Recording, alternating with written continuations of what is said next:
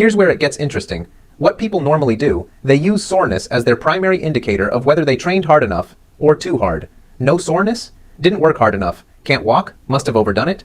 Why it's wrong. Delayed onset muscle soreness, DOMS, is primarily caused by novel stimulus, not by productive training. A 2012 study in the Journal of Experimental Biology confirmed that soreness correlates poorly with muscle damage and has almost zero correlation with hypertrophy.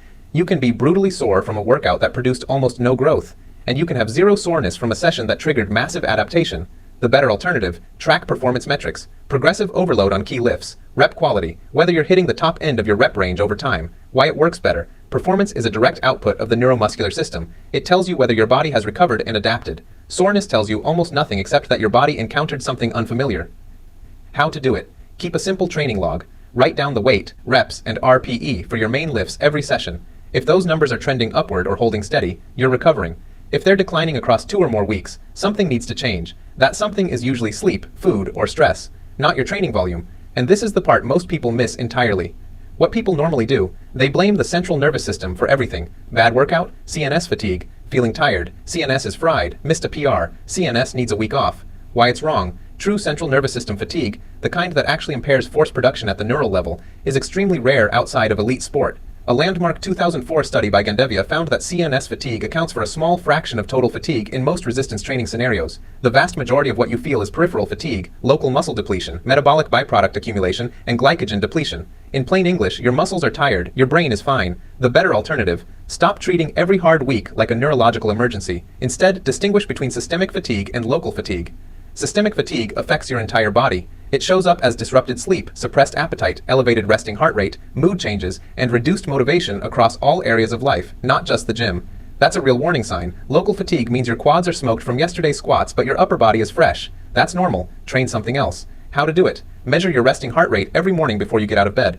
If it's elevated by more than 5 to 7 beats per minute above your baseline for 3 or more consecutive days, that's systemic stress. Scale back. If it's normal, train. This single metric is more accurate than any subjective feeling. Now, remember that counterintuitive sign I mentioned. Here it is, and this changes everything.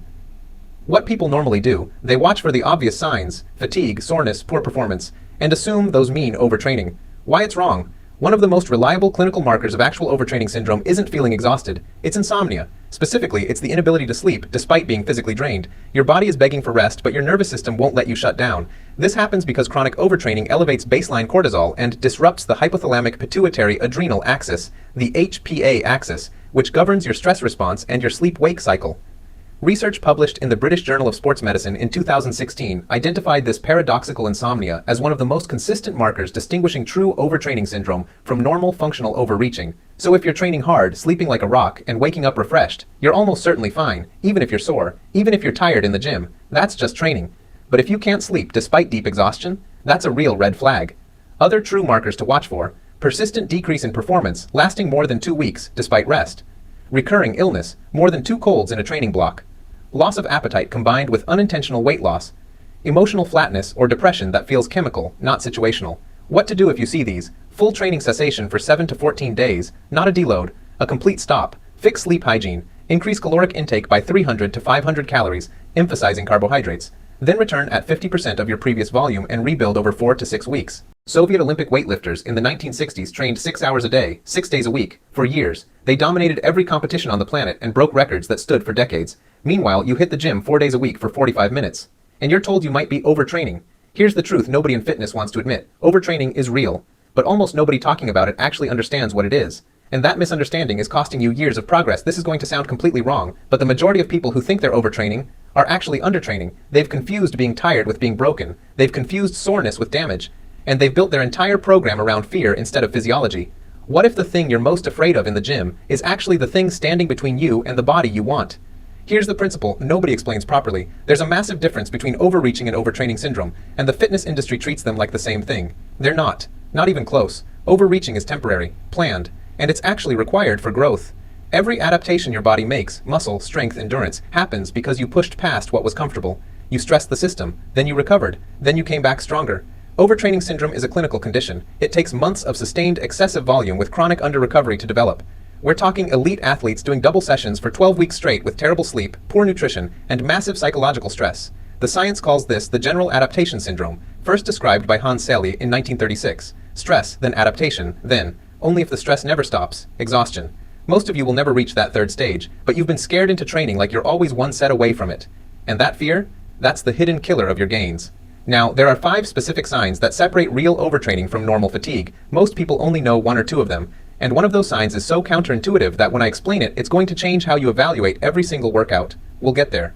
But first, you need to understand why the current model is completely broken, what people normally do. They follow a cookie-cutter program that caps them at 10 sets per muscle group per week because some influencer said, more than that is overtraining. Why it's wrong? That number is an average pulled from meta-analyses. Averages are useful for researchers, they're terrible for individuals.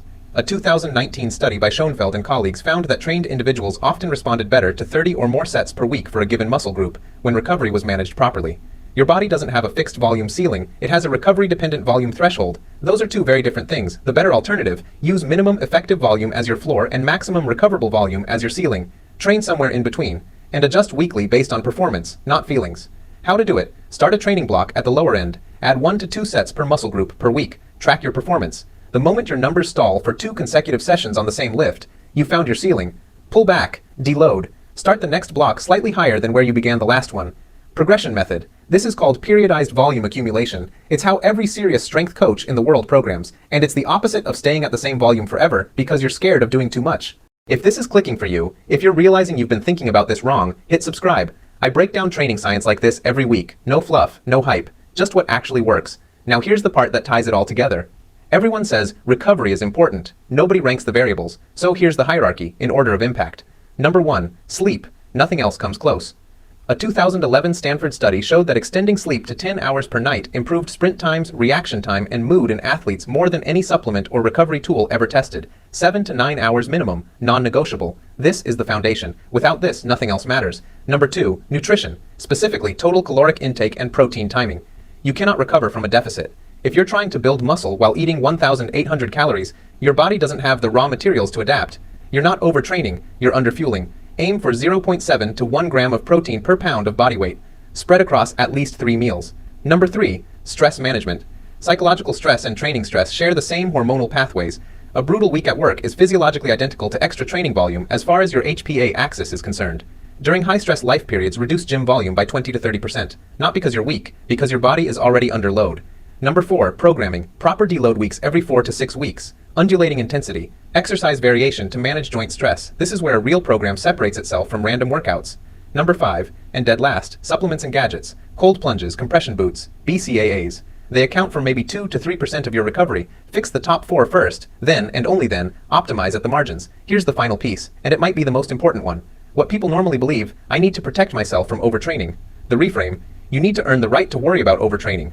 The vast majority of natural lifters are nowhere near their maximum recoverable volume. They're operating at 40 to 60% of what their body could handle if sleep, nutrition, and stress were optimized. The real question isn't, am I doing too much? It's, am I recovering enough to support what I'm doing? That shift, from fearing output to optimizing input, is the difference between people who train for 10 years and look the same, and people who transform in 2.